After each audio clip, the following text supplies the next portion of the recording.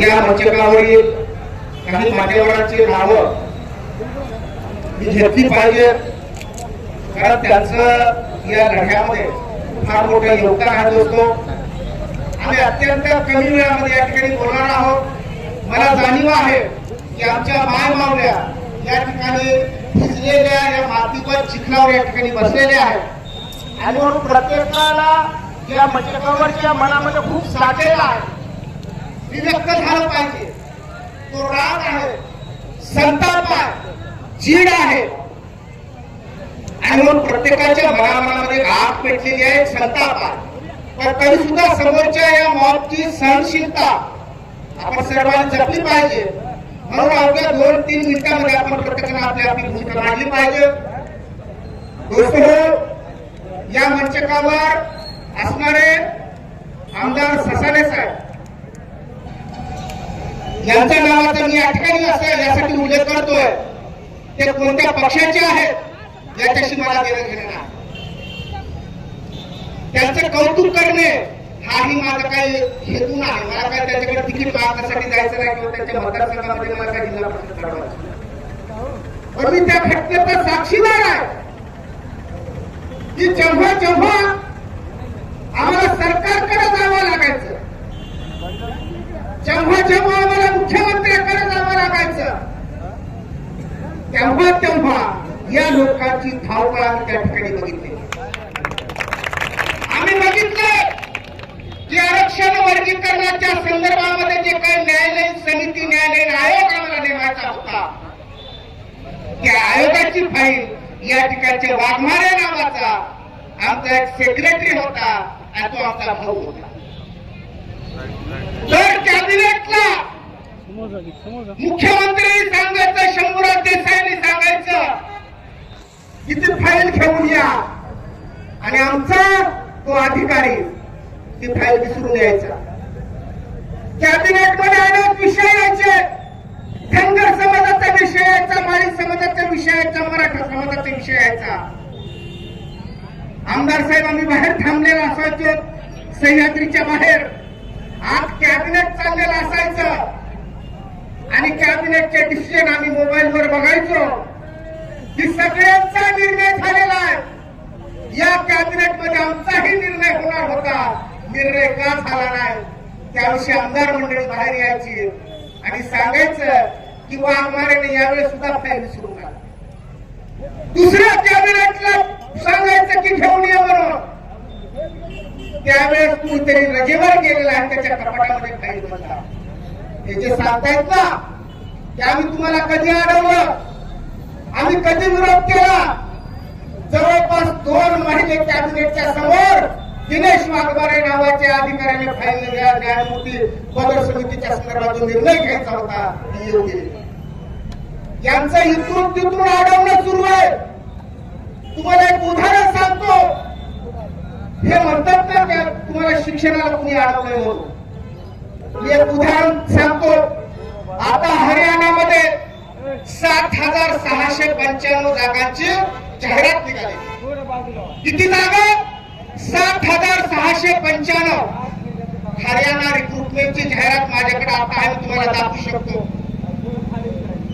त्यापैकी 2 जे गट पडलेत ना, आपण अबकड म्हणालो, हरियाणामध्ये 2 गट पडले. एक गट पडला चाटे, चर्मकार, रविदासीय आणि रामदासीय यांचा एक गट पडला, त्यांना 10% आरक्षण दिले. आणि दुसरा एक गट पडलेला आहे, त्याच्यामध्ये धनक आहे, त्याच्यामध्ये मेहतर आहे, वाल्मिकी आहे आणि मझहबी सिख आहे, यांचा एक गट पडलेला आहे.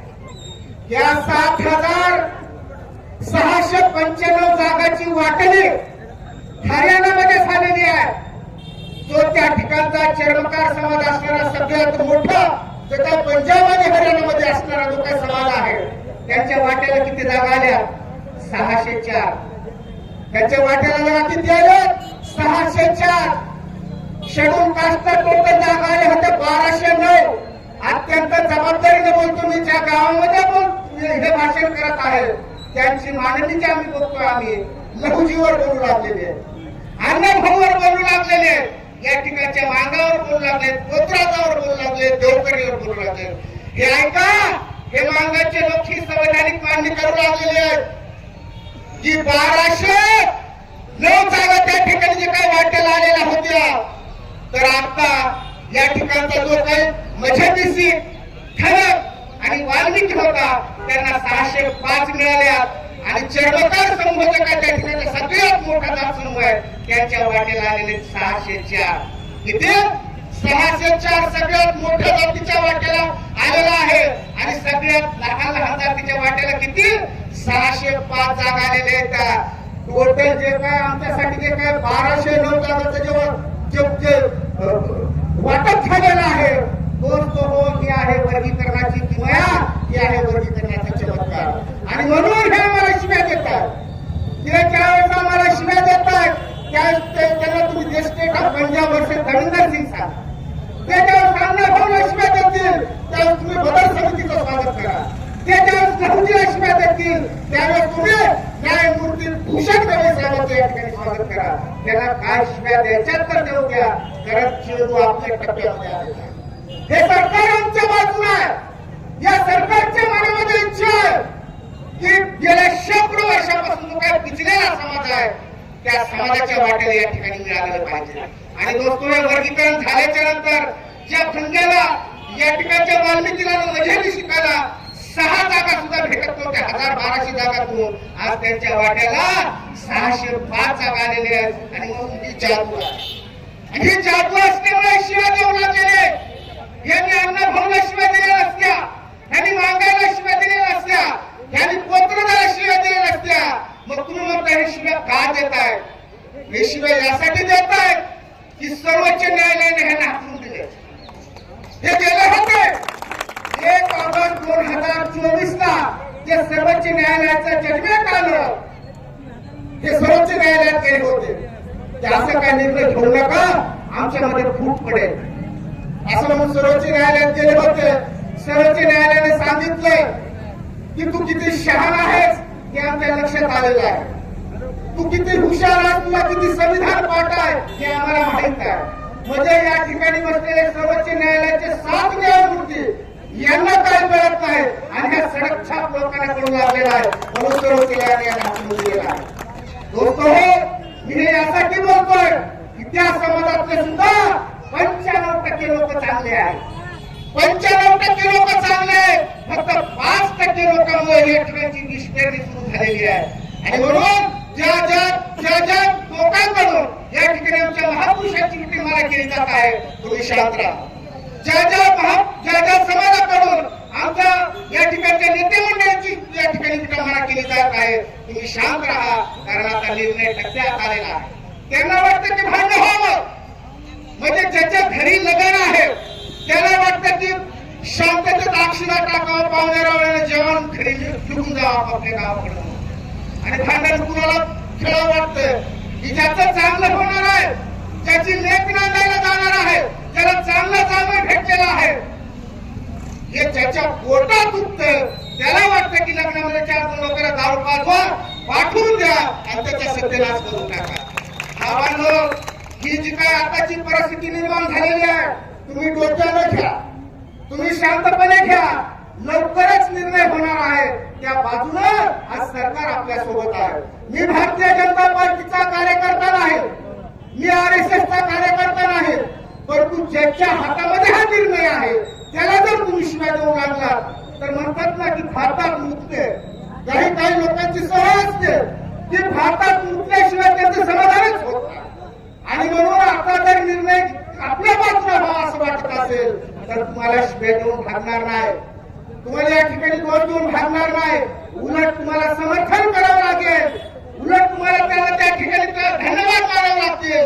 अरे साधा सरपंच सुद्धा कधी आमच्या घरी येत नव्हता, कधी ग्रामसेवक आमच्या घरी येत नव्हता. देशाचा प्राईम मिनिस्टर हैदराबादला जाते, सांगते की माझा भाऊ आहे आणि त्या भावाला छातीशी पकडून या ठिकाणी त्याला सांगते की मी आहे. यामुळे पोट दुखत आहे की ज्या मागायला सरपंच भाव देत नव्हता त्या मागाच्या छातीला या ठिकाणी देशाचा प्राईम मिनिस्टर मागायला छातीला लावला गेला आहे, ही त्यांची पोटदुखी आहे. ज्या मातंग समाजाला ठिकाणी तहसीलदार कधी गेटमधून मध्ये येऊ देत नव्हता, त्या मागासोबत या ठिकाणी मुख्यमंत्री देवेंद्र फडणवीस बसू लागलेले आहेत, त्या मागासोबत या ठिकाणी एकनाथ शिंदे साहेब बसू लागलेले आहेत, त्या मागासोबत या ठिकाणी अजितदादा पवार बसत होते. ही त्यांची पोटदुखी आहे. आणि म्हणून दोस्तो, त्यांची किती जरी पोटदुखी असली तरी तुम्ही तुमचा संयम सोडू देऊ नका, तुम्ही त्यांना वाईट बोलू नका, तुम्ही त्याला शिव्या देऊ नका. हे जेवढे काही 4-2 लोक जे आहेत त्या 4-2 लोकांच्या नादी लागून या दोन समाजामध्ये मतता निर्माण करू नका. कारण आरक्षण वर्गीकरण झालं तरी मान आणि महार हा भाऊ भाऊनच राहणार आहे. आणि आरक्षण वर्गीकरण नाही जरी झालं तरी मान महार होत हे भाऊ भाऊनच राहणार आहे. आणि राहण्याशिवाय गत्यंतर नाही. अन्यथा जर का मान बाजूला गेला तर कोणताच दलित या ठिकाणी सुरक्षित राहू शकत नाही. ही जशी अवस्था त्यांची आहे तशीच आपली ती अवस्था आहे. ते आपल्याला काय भांडण परवडत नाही होतो. परंतु आता सर्वोच्च न्यायालय म्हणाले की तुझ्या लेकराला मी नोकऱ्या लावतो, त्यावेळेस आपण म्हणायचं की नाही मला नोकरी, माझ्या लेकराला नोकरी, माझी पुरी नको म्हणून सर्वोच्च न्यायालय देऊ लागलेलं आहे, सरकार देऊ लागलेलं आहे. आणि म्हणून आपण ते घेत असताना सुद्धा आम्ही संयमाने घेतलं पाहिजे. आपला संयम घेऊ देऊ नका. आरक्षण वर्गीकरणाची ही जी लढाई आहे त्यांच्या लक्षात येणार झाली. त्याला त्यांनी बघितलंच नाही. ज्यावेळेस 95-90 पासून या ठिकाणी डॉक्टर बाबासाहेब भोसले 8% आरक्षण 8% आरक्षण म्हणून या ठिकाणी मागणी करायची, यांना वाटलं येणे मागणे. त्या ठिकाणी विष्णुभाऊ करते मोर्चे काढायला लागलेले, त्यांना वाटलं हे येणे माग आहे. या ठिकाणी भरांडे मोर्चे काढू लागले, त्यांना वाटलं हे येणे माग आहे. म्हणजे मागायला इतकं येडं समजलं. आणि ह्यांनी एक पुस्तक वाचलं नाही, यांनी एक सुद्धा पुस्तक वाचलेलं नाही. मी जबाबदारीने म्हणतोय, या महाराष्ट्रातल्या मोठ्या मोठ्या आंबेडकरांत असणाऱ्या विद्वानासोबत आमची चर्चा झालेली आहे.